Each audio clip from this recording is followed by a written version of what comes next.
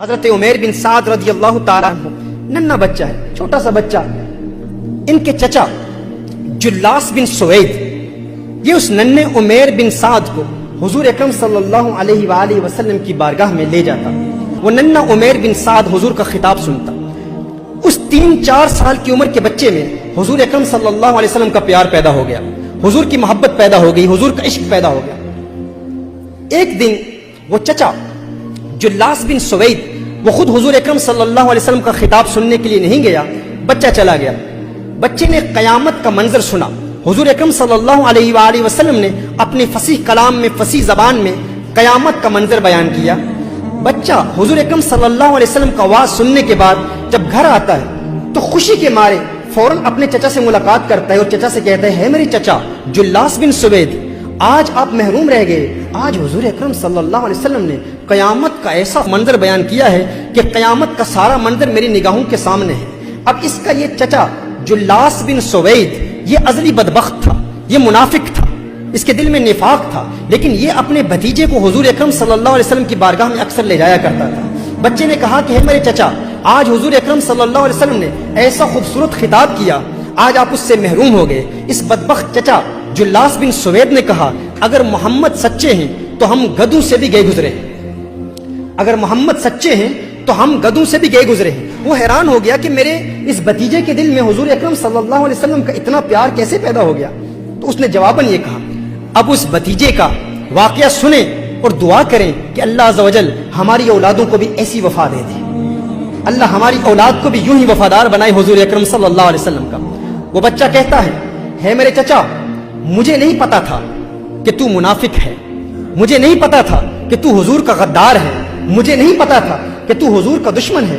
تو میری انگلی پکڑ کر مجھے حضور کی بارگاہ میں لے جایا کرتا تھا. اب دیکھیں یہ وہ بچہ ہے جس نے ابھی کلام کرنا سیکھا ہے، ابھی گفتگو کرنا سیکھا ہے، لیکن حضور اکرم صلی اللہ علیہ وسلم کی محافل کی برکت دیکھیں کہ اس کی زبان میں کیسی فصاحت جاری ہو گئی. ہے میرے چچا، تو منافق ہے اور مجھے نہیں پتا تھا کہ تو حضور اکرم صلی اللہ علیہ وسلم کا دشمن ہے. میں تو حضور کی محبت میں تیرے ساتھ حضور کی محفل میں جاتا تھا. اب میرے پاس 2 ہی راستے ہیں.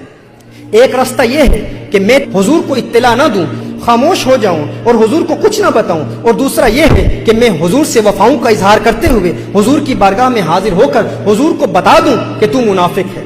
اب جلاس بن سوید نے کہا تو جو چاہتا ہے کر لے، جسے چاہتا ہے بتا لے، تو ایک چھوٹا سا بچہ ہے، تیری بات کون سنے گا، تیری بات کو کون تسلیم کرے گا، کون تیری بات کو مانے گا. ابھی تو نے بات کرنا سیکھا ہے، ابھی تو نے کلام کرنا سیکھا ہے، جا جسے چاہتا ہے بتا.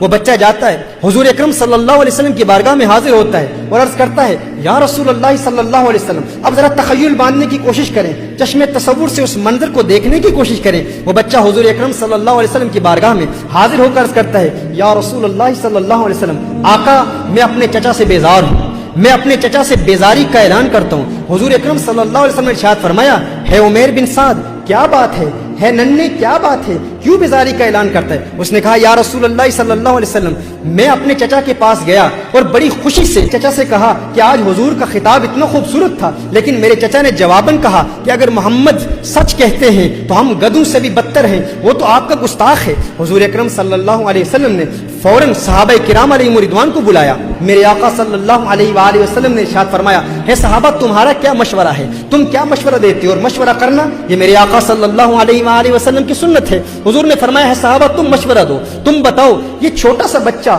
جلاس بن سوید کے متعلق کہتا ہے کہ جلاس بن سوید جو اس کا چچا ہے وہ منافق ہے. صحابہ عرض کرتے ہیں یا رسول اللہ صلی اللہ علیہ وسلم، آقا یہ چھوٹا سا بچہ ہے، اسے کسی بات کا علم نہیں. جلاس بن سوید ایک شیخ کبیر ہے، ایک بزرگ شخصیت ہے، ایک عرصے سے مسجد نبوی میں نمازیں ادا کرتا ہے. یا رسول اللہ صلی اللہ علیہ وسلم وہ تو منافق نہیں ہو سکتا. یہ چھوٹا سا بچہ جو ابھی جس نے کلام کرنا شروع کیا ہے، اس کی بات پر ہم اعتماد کیوں کر لیں؟ امت کی تربیت کے لیے اور مشورے کی سنت کو جاری کرنے کے لیے حضور اکرم صلی اللہ علیہ وسلم نے صحابہ کرام علیہ رضوان کے مشورے کو قبول کر لیا اور حضور اکرم صلی اللہ علیہ وسلم خاموش ہو گئے کہ ہم اس کی گواہی کو ابھی قبول نہیں کرتے، لیکن اس کی حکمت کیا تھی؟ جب اس ننھے سے عمیر بن سعد نے دیکھا کہ حضور اکرم صلی اللہ علیہ وسلم اور صحابہ کرام علیہم رضوان نے میری بات کو سنا نہیں، تو میرے احبا غور کریں اور دل سے دعا کریں، دل سے اللہ کی بارگاہ میں التجا کریں کہ اللہ ہماری اولاد کو بھی ایسی وفا دے دے۔ اس بچے نے اپنا دامن، اپنی جولی کو اللہ کی بارگاہ میں یوں پھیلا دیا اور آسمان کی طرف دیکھتا ہے۔ وہ بچہ آسمان کی طرف دیکھتا ہے، یوں جولی پھیلا کر آسمان کی طرف دیکھ کر کہتا ہے اللہ اگر میں سچا ہوں تو آج میری سچائی ثابت کر دے، آج تو میری سچائی کی تصدیق کر دے، اور ہے اللہ اگر میں جھوٹا ہوں آج تو بیان فرما دے۔ محترم احبہ دعا کریں اللہ ہماری اولادوں کو بھی ایسی وفا دے دے، ایسا پیار دے دے۔ اس بچے کی زبان سے یہ کلمات ابھی جاری ہی ہوئے، پاک زبان سے جب کلمات جاری ہوتے ہیں تو تیری دعا نہ اثر سے کبھی ملول ہوئی، ادھر زبان سے نکلی ادھر قبول ہوئی۔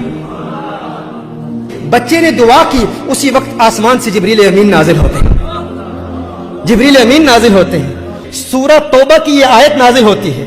جب بچے نے کہا یا رسول اللہ صلی اللہ علیہ وسلم میرا چچا منافق ہے، ادھر جلاس بن سوید نے بھی قسمیں کھانا شروع کر دیا، یہ بچہ کچھ نہیں جانتا، یہ میرا بھتیجا جھوٹ بول رہا ہے، میں نے حضور کے متعلق ایسا کچھ نہیں کہا، میں نے کوئی گستاخی نہیں کی۔ تو جبریل آئے اور سورہ توبہ کی آیت نازل ہوئی۔ اللہ نے ارشاد فرمایا یحلفون باللہ ما قالوا ولقد قالوا کلمۃ الکفر، یہ جو جلاس بن سوید قسمیں کھا کھا کے کہتا ہے کہ میں نے حضور کی توہین نہیں کی، ہاں اس نے توہین کی ہے اور یہ ایمان لانے کے بعد کافر ہو چکا ہے۔ حضور اکرم صلی اللہ علیہ وآلہ وسلم پر جب یہ وحی نازل ہوئی تو میرے آقا صلی اللہ علیہ وسلم نے فوراً اس ننھے عمیر کو اپنے قریب بلایا۔ میرے آقا صلی اللہ علیہ وسلم نے اس سے لاڈ کیا، پیار کیا، اور میرے آقا ارشاد فرماتے ہیں تو کیسا خوش بخت ہے، تو کیسا خوش قسمت ہے، تو یہاں پر گواہیاں دے رہا ہے اور تیری گواہیوں کی تصدیق کے لیے جبریل امین ساتوں آسمانوں سے نازل ہو کر دنیا میں آتے ہیں اور اللہ کی وحی نازل ہوتی ہے۔ محترم احبہ جب آپ اپنے بچوں کو اس عمر میں یہ واقعات بتائیں گے تو آپ کے بچوں کے دلوں میں حضور اکرم صلی اللہ علیہ وسلم کی وفا پیدا ہوگی۔ بچوں کو بتائیں ہے میرے بیٹے اگر میں حضور اکرم صلی اللہ علیہ وسلم کا وفادار نہ رہا، اگر میں نے حضور اکرم صلی اللہ علیہ وسلم سے غداری کی تو تیرا مجھ سے کوئی تعلق نہیں، اور اگر تو حضور اکرم صلی اللہ علیہ وآلہ وسلم سے غداری کرے گا تو میرا تجھ سے کوئی تعلق نہیں۔ یہ محبت کا تعلق، یہ پیار کا تعلق، اس کی بنیاد کیا ہے؟ حضور کا پیار ہے۔